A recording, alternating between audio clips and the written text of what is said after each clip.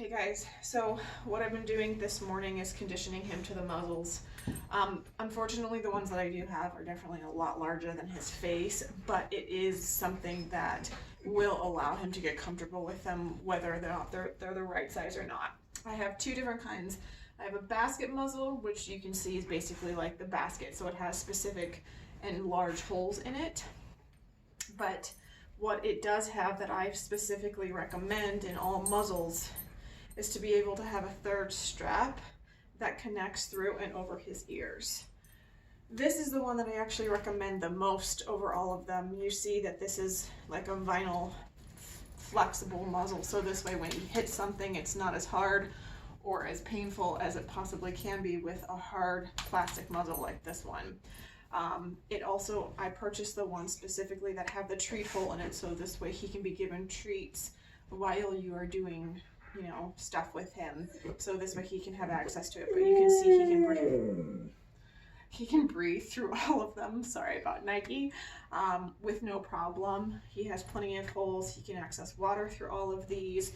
This one at the same time also does have a middle strap, and I actually like this one better because it completely connects to itself, whereas this basket muzzle is kind of clipped with a buckle clip only. So what I want to do is kind of show you how I was conditioning him. Basically in the beginning, I threw treats in the bottom of the muzzle and I allowed him to kind of get to the point where he would go in and investigate and get out the treats.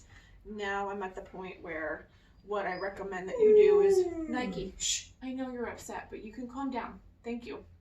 Is you take the muzzle and you run it over his head on the top and then put it through over onto his mouth. I know, buddy. And then hold it there for a couple of seconds, release him. Good boy. Yeah. And then allow him to remove it. Again, you put it over his head. You put it on his muzzle, hold it there specifically for a couple of seconds, allow him to get comfortable with it, and then remove it. Good boy.